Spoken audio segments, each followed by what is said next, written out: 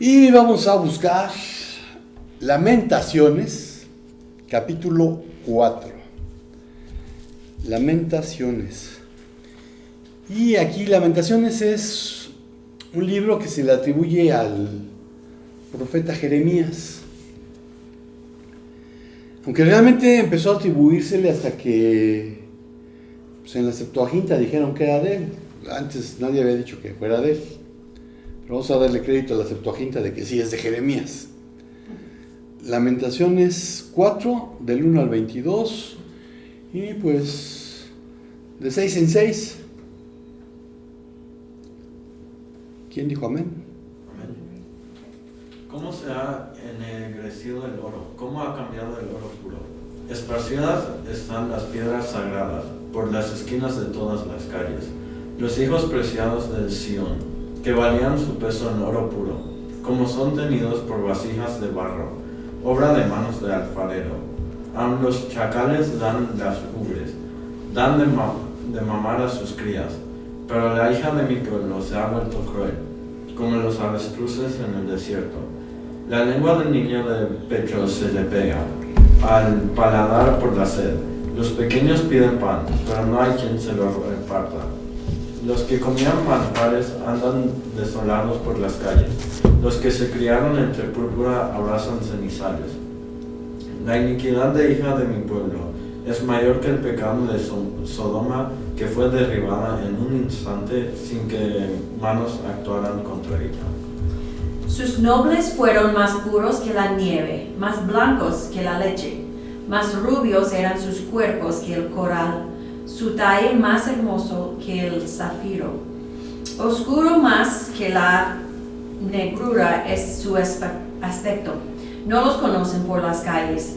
Su piel está pegada a sus huesos, seca como un palo. Más dichosos fueron los muertos a espada que los muertos por el hambre, porque esos murieron poco a poco por falta de los frutos de la tierra. Las manos de mujeres piadosas cocieron a sus hijos. Sus propios hijos les sirvieron de comida en el día del quebrantamiento de la hija de mi pueblo. Cumplió Jehová su enojo, derramó el ardor de su ira, y encendió en Sión fuego que consumió hasta sus cimientos. Nunca los reyes de la tierra, ni todos los que habitan en el mundo, creyeron que el enemigo y el adversario entrara por las puertas de Jerusalén. Es por causa de los pecados de sus profetas y las maldades de sus sacerdotes, quienes derramaron en medio de ella la sangre de los justos.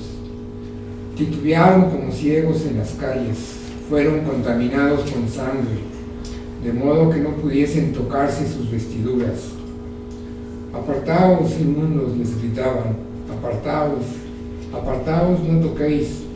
Huyeron y fueron dispersados.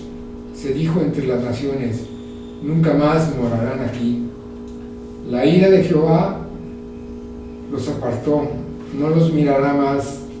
No respetaron la presencia de los sacerdotes, ni tuvieron compasión de los viejos.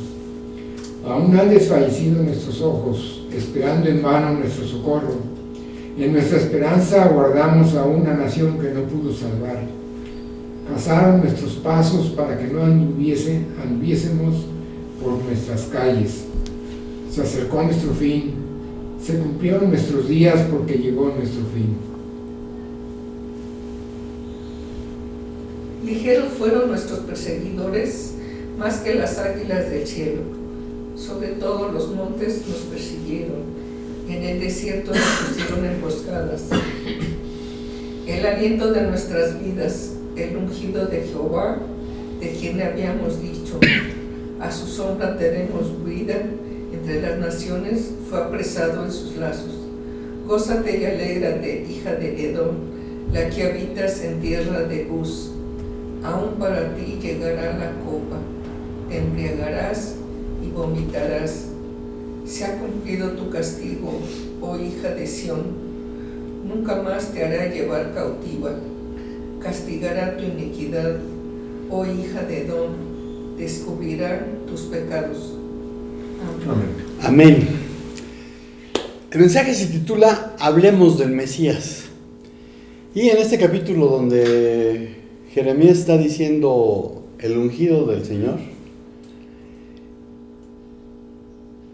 no está hablando del Mesías, sino está hablando del rey de Jerusalén, del rey de Judea, porque algunas veces se refieren a él como el ungido. Y de hecho Isaías utilizó también el término para referirse a Sirio, que ni siquiera era judío, pero estaba haciendo lo que Dios le había mandado a hacer. Entonces hoy se llama Hablemos del Mesías. Mesianismo, también conocido como el síndrome mesiánico, es una forma de delirio en donde la persona ve la realidad de forma distorsionada. Tal persona tiene la idea y la convicción de que él es un Mesías, que tiene una misión que debe realizar en beneficio de la sociedad y que viene a salvar al mundo. En los casos más extremos, se presenta a los demás como Dios. En la mayoría de los casos, este delirio se generó por una experiencia extraña, por una revelación o por algo que soñó. Pues aunque todos y cada uno de nosotros somos únicos e irrepetibles, con vivencias, percepciones del mundo y de la realidad muy diferentes, lo normal es que tales interpretaciones nos permitan dar sentido a lo que vivimos, permitiéndonos sobrevivir y adaptarnos al medio que nos rodea. Sin embargo, en algunas circunstancias aparecen alteraciones del contenido del pensamiento, que hacen que la realidad se interprete de una forma inadaptada, que resulta dañina para el entorno e inclusive para la persona misma, impidiendo la adaptación y sesgando la visión, de modo tal que hacen juicios falsos sobre el mundo. Quien tiene el mesianismo también tiene un alto nivel de narcisismo, aunado a una gran capacidad para seducir a través de la labia. Puede ser caprichoso, tiránico e incluso despótico. Por ello, muchos acaban abusando verbal, física o sexualmente a sus seguidores. En el delirio mesiánico existe un contenido vinculado a la espiritualidad y religiosidad, por lo que la interpretación del mundo, de sí mismo y de los demás, se realiza únicamente viendo en todo lo que ocurre una confirmación de sus creencias y de la consideración de su papel en el mundo. Las personas con síndrome mesiánico son especialistas en captar las debilidades de la gente. Así les proporcionan lo que necesitan, atrayéndolos aún más hacia ellos, alienándolos emocional y psicológicamente. La gente los ve como un salvador y se dejan manipular porque les promete el paraíso. Los casos de síndrome mesiánico se dan en lugares pobres, llenos de miseria y con gente llena de frustración, por lo que buscan personas con poca formación académica, con baja autoestima, con falta de propósito en la vida, necesidad de seguridad y poco amor propio. Las personas en un momento de crisis personal son más vulnerables a aferrarse a un líder que se preocupe, entre comillas, por ellos y que les brinde nuevas creencias con el fin de encontrar soluciones mágicas o divinas. A estas personas las llenan de amor, las hacen sentirse felices y cuando están tan involucradas emocional y financieramente, hasta pueden llegar a cometer crímenes por el simple hecho de obedecer las instrucciones del líder y así evitar sentirse excluidos, abandonados. La historia está llena con ejemplos de estos mesías, sobre todo cuando existe un desencanto social, pues cuando las circunstancias aprietan, la gente de distintos países ha emitido como en un suspiro la idea de que todo sería distinto si apareciera ese hombre que cogiera el timón con mano firme. o como lo expresase en 1930, José Ortega y Gasset, en español, un formidable grito se alza a las estrellas, pidiendo que alguien asuma el mando. Franco, Mussolini, Hitler, Stalin, Mao y tú ya sabes quién, no dejaron pasar la oportunidad de realizar sus sueños mesiánicos, con los desastrosos resultados que conocemos. Por eso es importante hablar del Mesías conforme a la Biblia. Y el primer punto que hay que dejar bien claro es que no eres tú. Juan 1, 19 al 28. Juan 1, 19 al 28. Amén. Este es el testimonio de Juan. Cuando los judíos enviaron de Jerusalén sacerdotes y levitas para que le preguntasen: ¿tú quién eres? Confesó y no negó, sino confesó: yo no soy el Cristo. Y le preguntaron: ¿qué pues? ¿Eres tú Elías? Dijo: no soy. ¿Eres tú el profeta? Y respondió: no.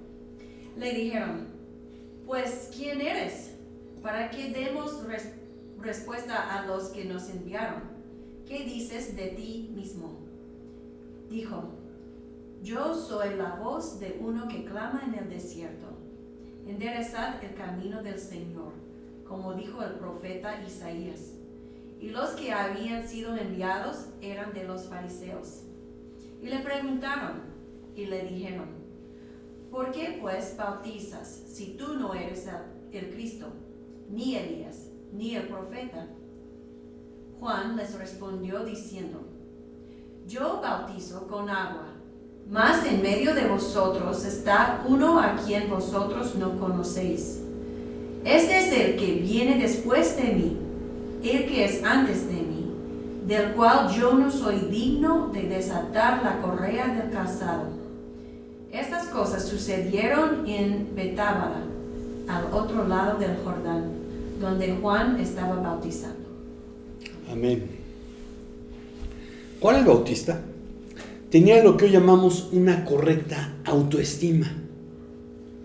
No necesitaba sentirse o jugar a ser el Mesías, porque él sabía quién era y cuál era su razón de ser, y era a lo que se estaba dedicando. En este evangelio el término "los judíos" aparece con frecuencia, pero no se usa siempre de la misma manera. En algunas ocasiones se refiere a los habitantes de Judea, en otras se refiere a los que no creían en Jesús, y muy a menudo se usa para señalar a los líderes en su oposición a Jesús. Aquí estos están representados por los sacerdotes y levitas. La pregunta sobre la identidad de Juan el Bautista busca aclarar la validez de su testimonio. Y él confesó: no soy el Mesías. Por lo que, en conformidad con Malaquías 4 del 5 al 6, Malaquías 4 del 5 al 6. Amén. Yo les envío al profeta Elías antes que venga el día del Señor, día grande y terrible. Él hará volver el corazón de los padres hacia los hijos, y el corazón de los hijos hacia los padres, no sea que yo venga y hiera la tierra con maldición. Amén. Entonces, conforme a Malaquías le preguntan que si era Elías. De hecho, hoy en día los judíos siguen esperando a Elías. En la celebración de Pesaj, en una de las copas, el más joven de la casa sale a la puerta y grita: profeta Elías. Bueno, lo siguen esperando. Y aunque Juan no se identificó con él, Jesús sí lo hizo así. Jesús sí lo identificó como Elías. Vean Mateo 17 del 11 al 13. Mateo 17 del 11 al 13. Amén. Respondiendo Jesús les dijo: a la verdad Elías viene primero y restaurará todas las cosas. Mas os digo que Elías ya vino y no le conocieron, sino que hicieron con él todo lo que quisieron. Así también el Hijo del Hombre padecerá de ellos. Entonces los discípulos comprendieron que les había hablado de Juan el Bautista. Amén. Entonces, Juan no se identifica como tal, pero Jesús sí lo identificó como Elías. Y cuando le hacen la pregunta sobre el profeta, se refiere a Deuteronomio 18, del 15 al 19. Deuteronomio 18, del 15 al 19.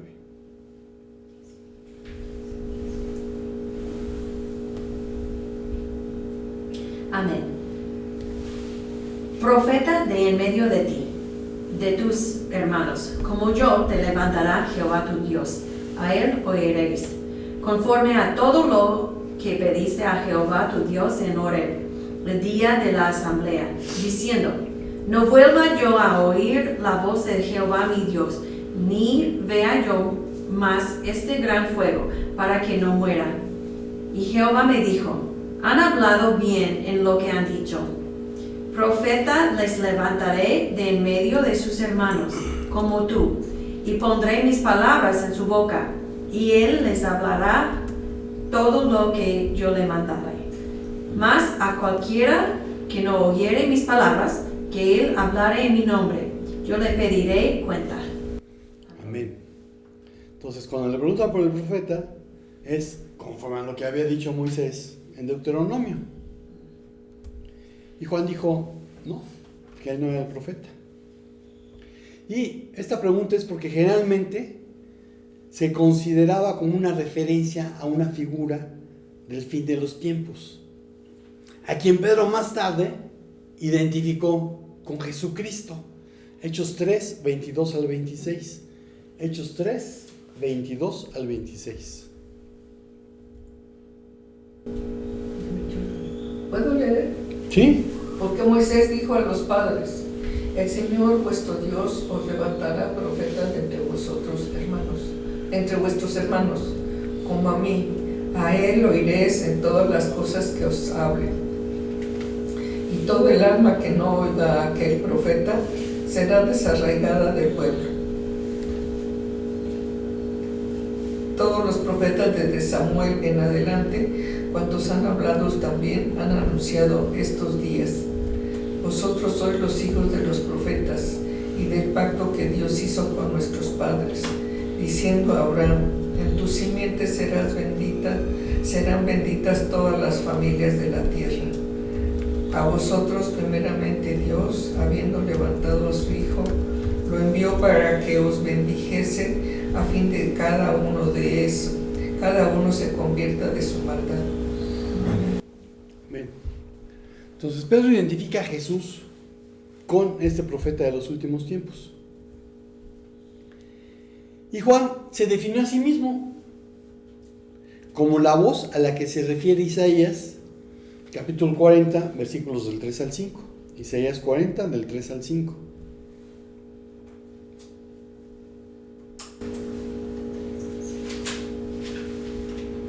Amén. Una voz clama: preparen en el desierto camino al Señor. Allanen en la soledad calzada para nuestro Dios. Todo valle sea elevado, y bajado todo monte y collado. Vuélvese llano el terreno escabroso, y lo abrupto ancho valle. Entonces será revelada la gloria del Señor, y toda carne a una la verá. Pues la boca del Señor ha hablado. Entonces Juan dijo: yo soy la voz de uno que clama en el desierto. Lo que Isaías había profetizado.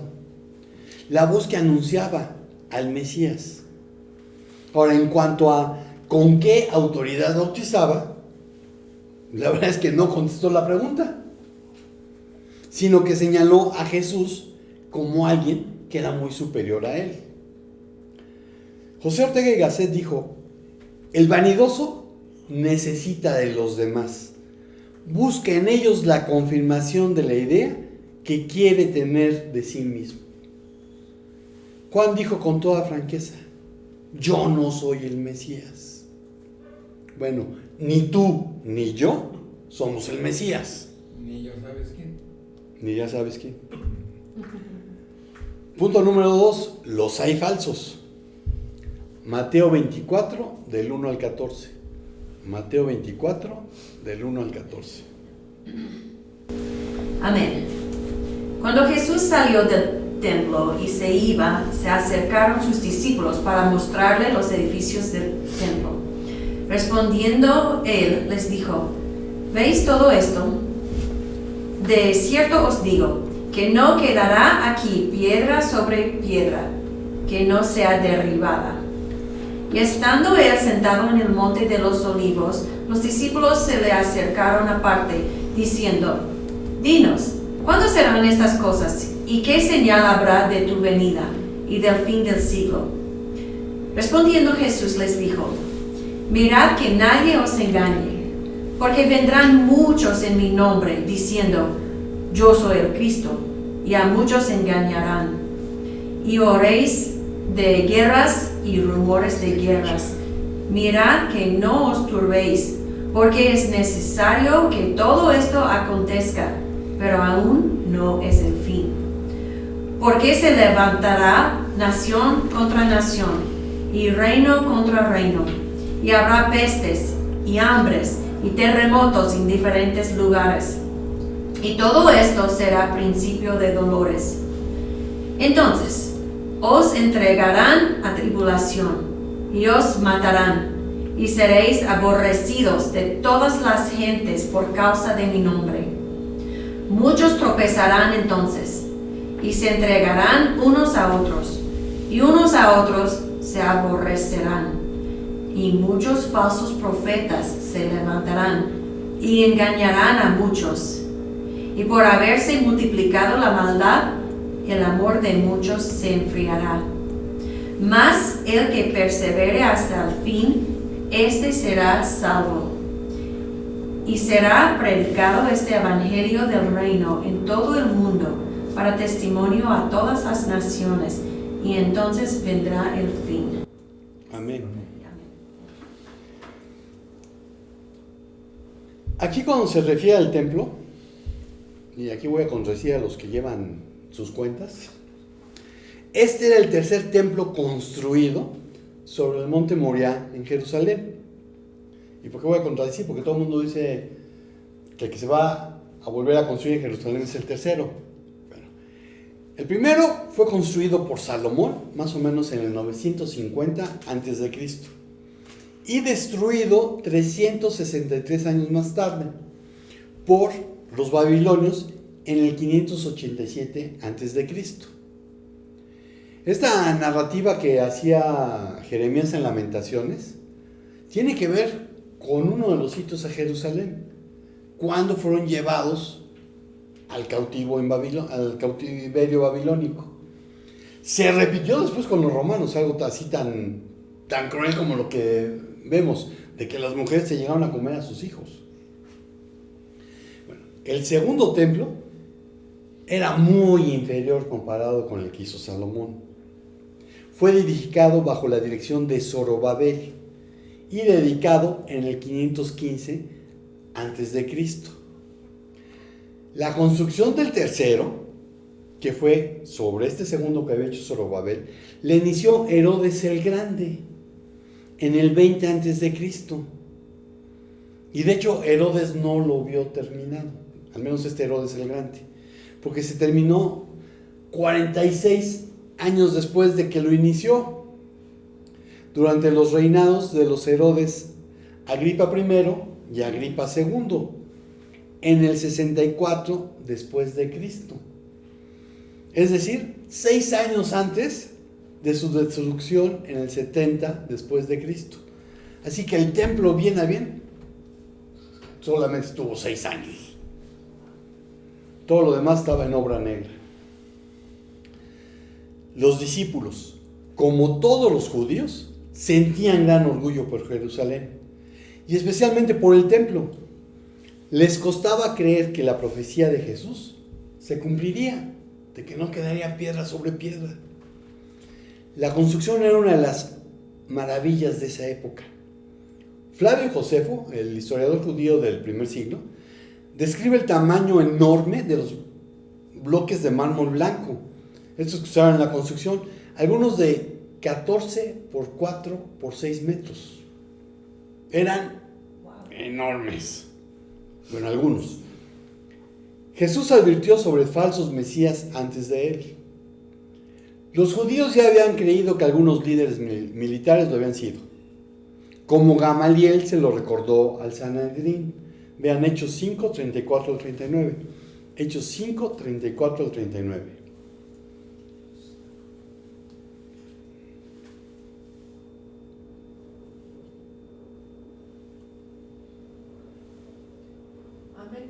Amén. Entonces, levantándose en el concilio, un fariseo llamado Gamaliel, doctor de la ley, venerado de todo el pueblo, mandó que sacasen fuera por un momento a los apóstoles, y luego dijo: varones israelitas, mirad por vosotros los que vais a hacer respecto a estos hombres, porque antes de estos días se levantó Teudas diciendo que era alguien.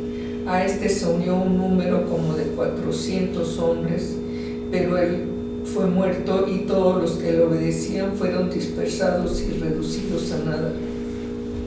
Después de este se levantó Judas el Galileo en los días del censo y llevó en pos de sí a mucho pueblo. Pereció también él y todos los que le obedecían fueron dispersados.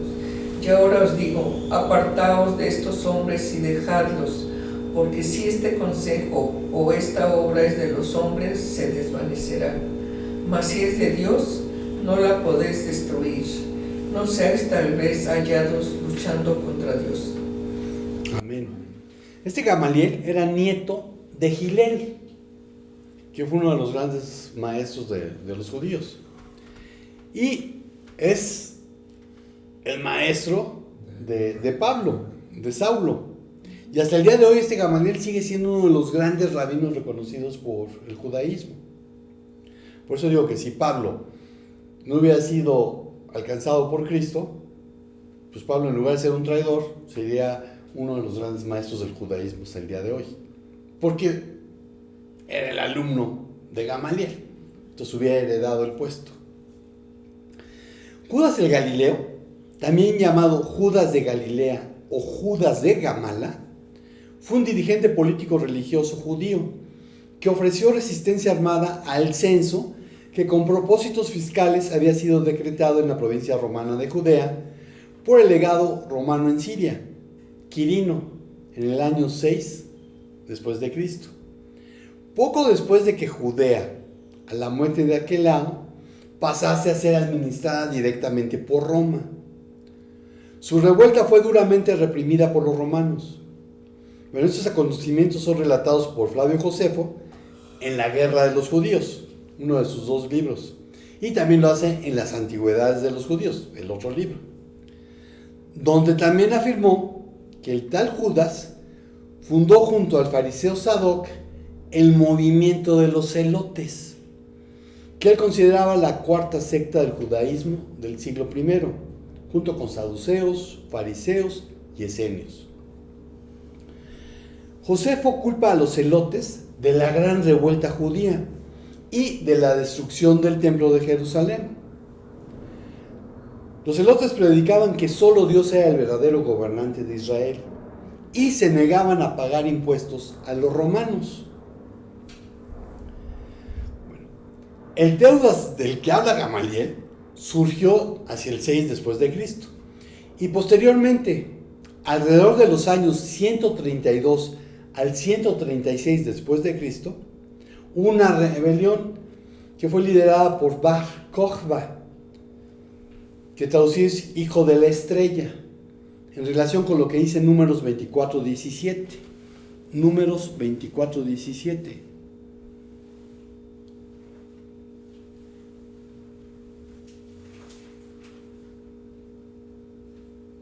Amén.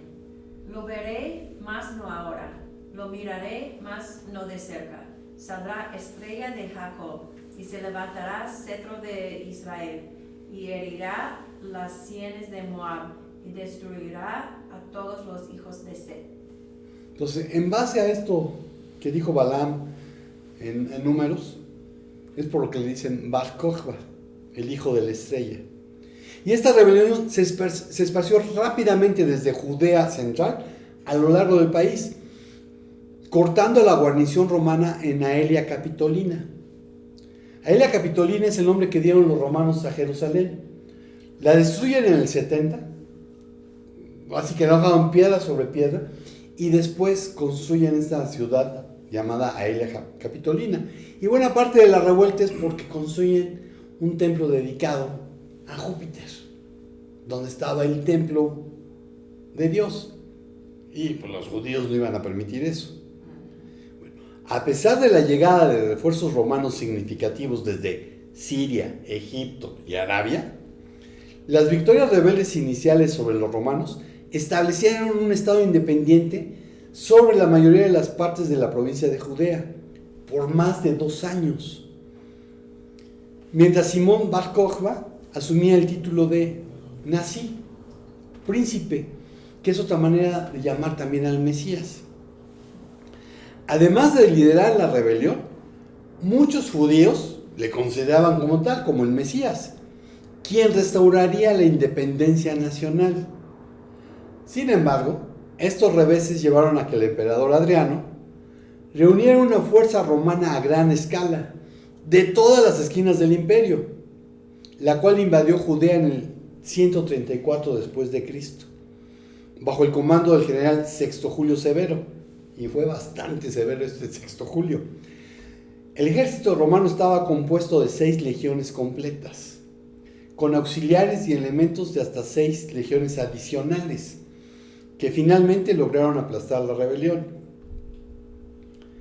La rebelión de Bar Kokhba resultó en la extensa despoblación de las comunidades judías, que fueron devastadas a un grado tal que algunos académicos lo describen como un genocidio. De acuerdo con el historiador y militar romano Dion Casio, este vivió del 155 al 235, 580,000 judíos murieron en la guerra, y muchos más murieron de hambre o enfermedad. Los no pocos prisioneros de guerra fueron vendidos como esclavos. Y en un intento por borrar cualquier memoria de Judea del Israel antiguo y cortar la conexión de los judíos con su tierra natal, el emperador Adriano borró el nombre del mapa y lo reemplazó por el de Siria-Palestina. Maldición que perdura hasta nuestros días. Y nada más basta con abrir nuestras Biblias, ¿no? Y nos vamos a los mapas, y en los mapas dice Palestina en los tiempos de Jesús. Palestina en los tiempos de Jesús no existía. Es una maldición que puso el emperador Adriano más de un siglo después. A pesar de que la persecución contra los judíos disminuyó tras la muerte de Adriano en el 138 después de Cristo, los romanos prohibieron a los judíos entrar a Jerusalén.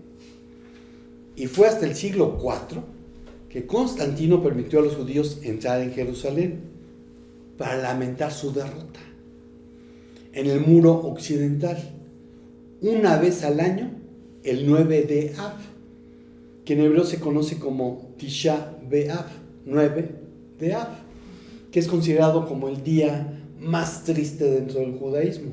Se ayuna y es un día en el que se presume que fue destruido el templo no una, sino 2 veces, y que además es cuando fueron expulsados de España, Portugal y todos esos sitios. A partir de entonces, el mesianismo judío se hizo abstracto y se espiritualizó, y el pensamiento político rabínico se volvió profundamente cauto y conservador. El Talmud se refiere a Bar Kokhba como Shimon ben Kusiba, Simón el hijo de la decepción, indicando que era un falso Mesías. La rebelión estuvo entre los eventos claves en diferenciar al cristianismo como una religión distinta del judaísmo. Y aunque los cristianos judíos consideraban a Jesús el Mesías y no apoyaron a Bar Kokhba, se les prohibió la entrada a Jerusalén junto con los otros judíos. Porque al final, de cuentas, para Roma eran judíos. La profecía de Jesús de que no quedaría piedra sobre piedra se cumplió 40 años después. Y recordemos que el 40 en la Biblia tiene que ver con juicio. En el año 70 después de Cristo. ¿Por qué digo que se cumple 40 años después? Creemos que Jesús fue crucificado a los 33 años. Y pues no nos darían las cuentas con nuestro calendario. Pero si recordamos que Dionisio el Exiguo, vivió del 460 al 550 después de Cristo, cometió un error de entre 4 y 7 años en el cálculo del nacimiento de Cristo, cuando calcula el calendario que hasta ahora es el nuestro,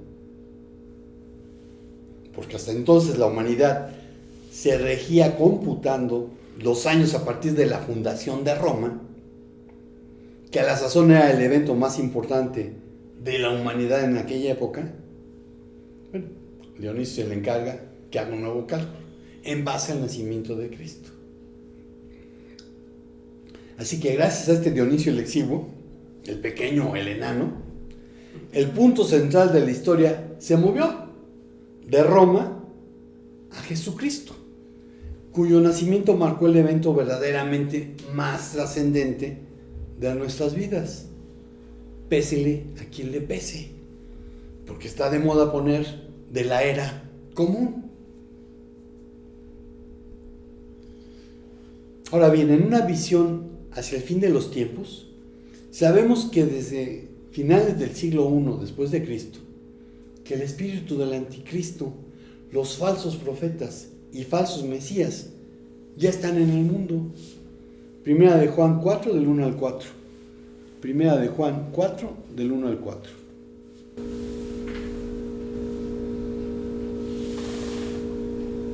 Amén. Amados, no creáis a todo espíritu, sino probad los espíritus si son de Dios, porque muchos falsos profetas han salido por el mundo. En esto conoced el Espíritu de Dios. Todo espíritu que confiesa que Jesucristo ha venido en carne es de Dios. Y todo espíritu que no confiesa que Jesucristo ha venido en carne no es de Dios.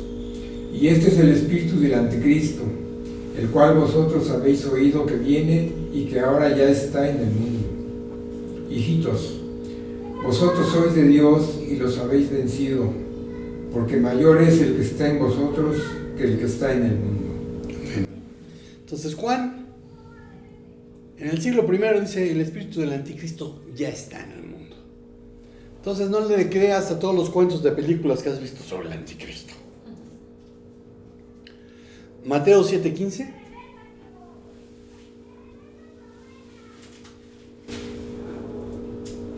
Amén.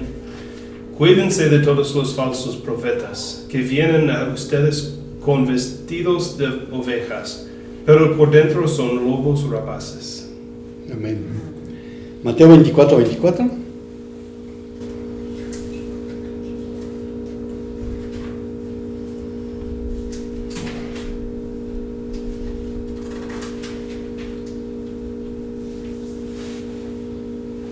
Amén. Porque se levantarán falsos cristos y falsos profetas, y harán grandes señales y prodigios, de tal manera que engañarán, si fuere posible, aún a los escogidos. Amén. Ojo, no dice que va a engañar a los escogidos, si fuere posible. Y si tú tienes una relación personal cercana, íntima, de amor con Cristo, no es posible que te engañen. Segunda a los Corintios 11:13. Amén. Porque estos son falsos apóstoles, obreros fraudulentos, que se disfrazan como apóstoles de Cristo. Amén. Amén. Segunda de Pedro 2:1.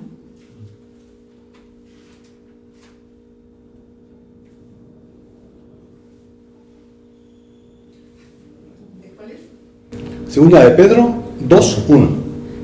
Pero hubo también falsos profetas entre el pueblo, como habrá en entre vosotros falsos maestros que introducirán encubiertamente herejías destructoras y aún negarán al Señor que los rescató, atrayendo sobre sí mismo destrucción repentina.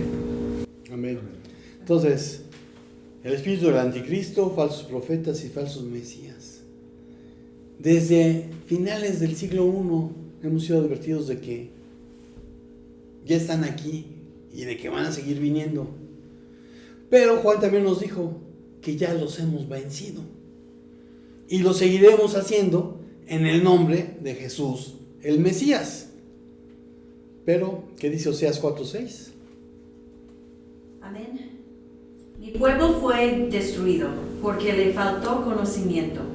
Por cuanto desechaste el conocimiento, yo te echaré del sacerdocio. Y porque olvidaste la ley de tu Dios, también yo me olvidaré de tus hijos. Amén. Entonces, si tú no tienes una relación personal cercana, íntima de amor con Dios, si tú no te congregas, si tú no estudias las Escrituras, si no pasas tiempo en oración con Él, ya sea solas o en grupo, pues estás rechazando el conocimiento, estás rechazando a Dios y por supuesto que vas a ser llevado cautivo. Si tú adoras falsos dioses es porque no conoces la Biblia. Y como dice el dicho, el que no conoce a Dios, a cualquier palo se le hinca. Muchos, viendo las señales antes del fin, piensan que la segunda venida es inminente y quisieran identificar cuándo ha de ser, pero pasan por alto Hechos 1 del 7 al 8, Hechos 1 del 7 al 8. Amén. Y les dijo: no os toca a vosotros saber los tiempos o las sazones que el Padre puso en su sola potestad, pero recibiréis poder cuando haya venido sobre ustedes el Espíritu Santo. Y me seréis testigos en Jerusalén, en toda Judea, en Samaria y hasta lo último de la tierra. Amén. No les toca saber, lo que sí nos toca es ser testigos. Mateo 28, 18 al 20. Mateo 28, 18 al 20.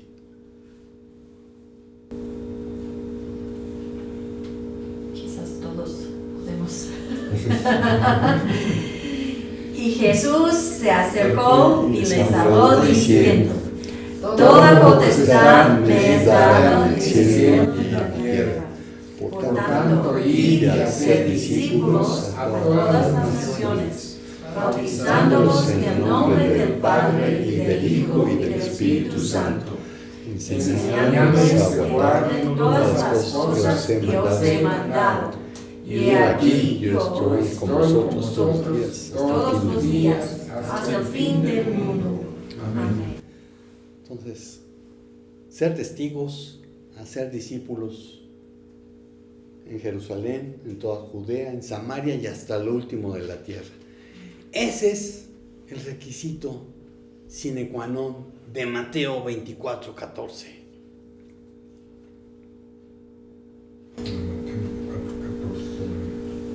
Amén. Y este evangelio del reino se predicará en todo el mundo como testimonio a todas las naciones, y entonces vendrá el fin. En todo el mundo, y entonces, cuando hayamos predicado, vendrá el fin, no antes. Y como ya lo he dicho, en este mundo, conforme a la organización Joshua Project, somos alrededor de 7.930 millones de personas. Y de esos, cerca del 42.5% nunca han oído las buenas nuevas de salvación. Por lo que la segunda venida está a solo 3.770 millones de personas que nunca han oído de Jesucristo. Deja de seguir a falsos profetas. Solo hay un Mesías verdadero. El tercer punto sobre el Mesías es el Hijo de Dios. Juan 9, 35 al 41. Juan 9, 35 al 41. Amén. Oyó Jesús que le habían expulsado, y hallándole le dijo, ¿crees tú en el Hijo de Dios? Respondió él y dijo, ¿quién es, Señor, para que crea en él? Le dijo Jesús, pues le has visto, y el que habla contigo, él es. Y él dijo, creo, Señor, y él le adoró. Dijo Jesús, para juicio he venido yo a este mundo, para que los que no ven, vean, y los que ven, sean cegados. Entonces algunos de los fariseos que estaban con él, al oír esto, le dijeron, ¿acaso nosotros somos también ciegos?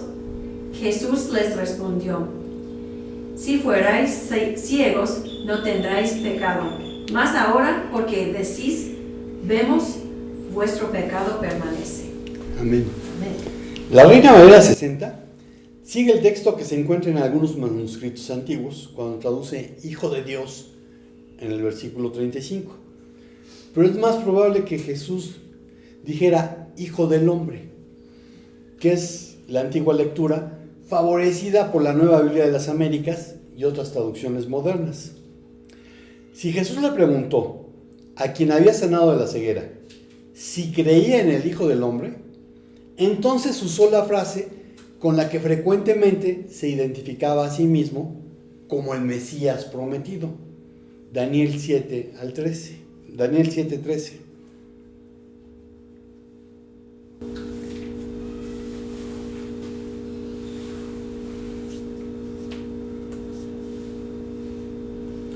Amén.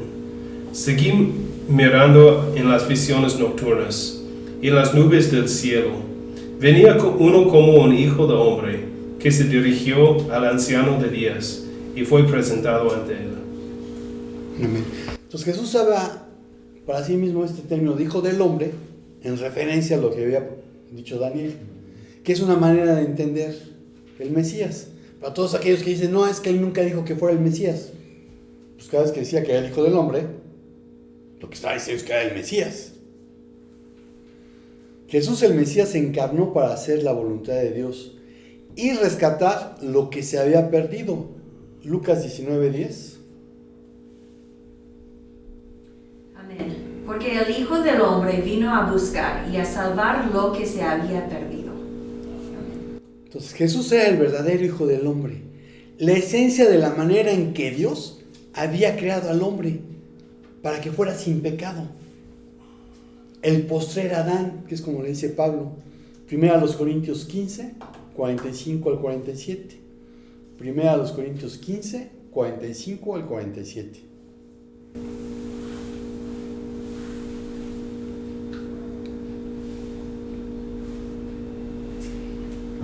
Amén. Amén. Así también está escrito, fue hecho el primer hombre Adán, alma viviente, el postrer Adán, espíritu vivificante. Mas lo espiritual no es primero, sino lo animal, luego lo espiritual. El primer hombre es de la tierra terrenal, y el segundo hombre, que es el Señor, es del cielo. Amén. Entonces Pablo se habla de él como el postrer Adán.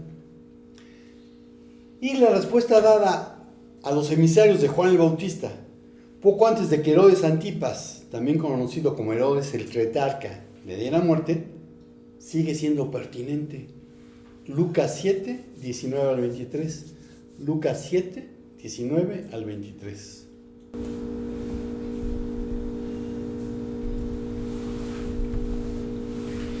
Amén. Y los envió a Jesús para preguntarle, ¿eres tú el que había de venir o esperamos a otro? Cuando pues los hombres vinieron a él, dijeron, Juan el Bautista nos ha enviado a ti para preguntarte, ¿eres tú o el que había de venir o esperemos a otro? En esa misma hora sanó a muchos de enfermedades y plagas y de espíritus malos, y a muchos ciegos les dio la vista. Y respondiendo Jesús les dijo, id, haced saber a Juan lo que habéis visto y oído. Los ciegos ven, los cojos andan, los leprosos son limpiados, los sordos oyen, los muertos son resucitados y a los pobres es anunciado el Evangelio. Y bienaventurado es aquel que no halle tropiezo en mí. Amén. Amén. Entonces, la respuesta que Jesús dio a los emisarios de Juan sigue siendo pertinente. Ve las obras. Jesús de Nazaret es el único Mesías. La conclusión es, lo revela el Padre. Mateo 16, 13 al 17. Mateo 16, 13 al 17. Amén. Viniendo Jesús a la región de Cesarea de Filipo, preguntó a sus discípulos, diciendo: ¿Quién dicen los hombres que es el Hijo del Hombre? Ellos dijeron: unos, Juan el Bautista, otros, Elías, y otros, Jeremías o alguno de los profetas. Él les dijo: ¿y vosotros? ¿Quién decís que soy yo? Respondiendo Simón Pedro dijo: Tú eres el Cristo, el Hijo del Dios viviente. Entonces le respondió Jesús: Bienaventurado eres, Simón, hijo de Jonás, porque no te lo reveló carne ni sangre, sino mi Padre que está en los cielos. Amén. Este reveló viene de la palabra en el original apocalipto, que es de donde viene apocalipsis, y es quitar lo que cubre, revelar, correr el velo, descubrir. Las opiniones de la gente mostraban que tenían un concepto muy alto de Jesús, y de hecho hasta los agnósticos y los ateos pueden tener un concepto pésimo de las religiones, de las iglesias, pero tienen un buen concepto de Jesús. Lo consideraban un varón de Dios. Pero como sucede hoy en día, elogian a Jesús como un gran maestro, un modelo a seguir, o peor aún, un avatar, pero no como su único y suficiente Salvador personal, el único y verdadero Dios, junto con el Padre y el Espíritu Santo, desde la eternidad. Vean Mateo 26, 63 al 66. Mateo 26, 63 al 66.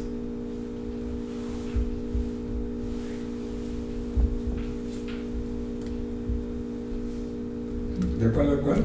63 al 66. Amén. Mas Jesús callaba. Entonces el sumo sacerdote le dijo: Te conjuro por el Dios viviente que nos digas si eres tú el Cristo, el Hijo de Dios.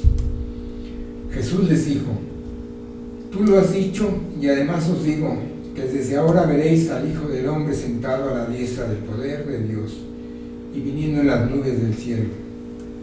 Entonces el sumo sacerdote rasgó sus vestiduras diciendo: Ha blasfemado.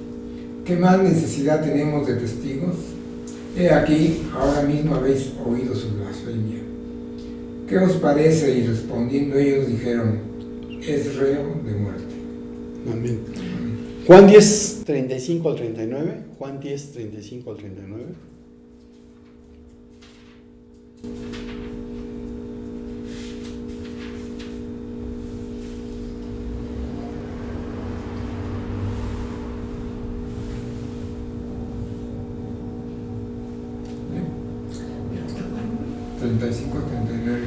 Amén. Si llamó dioses a aquellos a quienes vino la palabra de Dios, y la escritura no puede ser quebrantada, a que el Padre santificó y envió al mundo, vosotros decís: tú blasfemas, porque dije, Hijo de Dios soy. Si no hago las obras de mi Padre, no me creáis, mas si las hago, aunque no me creáis a mí, creed a las obras, para que conozcáis y creáis que el Padre está en mí y yo en el Padre. Procuraron otra vez prenderle, pero él se escapó de sus manos. Amén. El sumo sacerdote utilizó una manera muy fuerte de confrontar a Jesús. Jesús no estaba respondiendo. Entonces, te conjuro en el nombre del Dios viviente. Y Jesús respondió que sí, que él era el Mesías. Y además dice que va a venir. ¿Por qué lo condenan a muerte? Pues porque está diciendo que es el Hijo de Dios, que es el Mesías. A Pedro se los reveló el Padre, como está escrito: mi Padre me ha confiado todo. Nadie conoce verdaderamente al Hijo excepto el Padre, y nadie conoce verdaderamente al Padre excepto el Hijo, y aquellos a quienes el Hijo decide revelarlo. Y Pedro fue bienaventurado por la revelación que recibió. Los discípulos fueron bienaventurados por lo que ellos vieron y oyeron. El cumplimiento de las promesas que fueron hechas en el Antiguo Testamento. Porque profetas como Isaías y reyes como David no tuvieron el privilegio de ver ni escuchar eso. Bueno, quienes hoy creemos en Jesús como nuestro único y suficiente Salvador personal, que es el Mesías, Dios mismo, también somos bienaventurados. Pues con los ojos de la fe tenemos el privilegio de ver lo que Cristo ha hecho por nosotros. Podemos escuchar la revelación que Él mismo nos da y hacer nuestra la declaración que hizo a los 70. Vean Lucas 10, 16 al 20. Lucas 10, 16 al 20. Amén. El que a vosotros oye, a mí me oye. Y el que a vosotros desecha, a mí me desecha. Y el que me desecha a mí, desecha al que me envió. Volvieron los 70 con gozo, diciendo: Señor, aun los demonios se nos sujetan en tu nombre. Y les dijo: Yo veía a Satanás caer del cielo como un rayo. He aquí os doy potestad de hollar serpientes y escorpiones, y sobre toda fuerza del enemigo, y nada os dañará. Pero no os regocijéis de que los espíritus se os sujetan, sino regocijaos de que vuestros nombres están escritos en los cielos. Amén. Amén. Entonces podemos ser Macari, que es de donde viene el nombre Macario, que significa felices, dichosos, afortunados, bienaventurados, sabiendo que nuestro nombre también está escrito en el cielo, en el libro de la vida. Apocalipsis 20:15.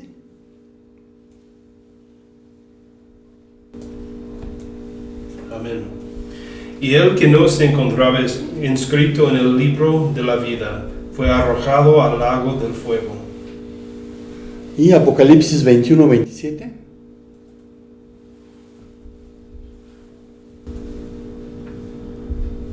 Amén. No entrará en ella ninguna cosa inmunda o que hace abominación y mentira, sino solamente los que están inscritos en el libro de la vida del Cordero. Amén. ¿A dónde es a donde no van a entrar? A la Nueva Jerusalén. ¿Y cómo es que mi nombre está en el libro de la vida? O que el tuyo puede estar o ya está en el libro de la vida. Cuando tomaste una decisión por Cristo. Cuando lo reconociste como tu único y suficiente Salvador personal. Entonces, dado que ni tú ni yo somos el Mesías, que estamos advertidos de que los hay falsos, pero solo Jesús de Nazaret es el verdadero, te invito, delante de la presencia del Todopoderoso Creador del universo, a que lo reconozcas como tu único Salvador personal y optes, más que en seguir y cumplir los ritos, tradiciones, normas o dogmas de una religión, a tener una relación personal, cercana, íntima de amor con el Dios revelado en la Biblia, con Jesucristo, con Yeshua HaMashiach, con Jesús de Nazaret. Y concluyo con una pregunta. ¿Eres bienaventurado porque conoces a Jesús de Nazaret como el Mesías? Amén.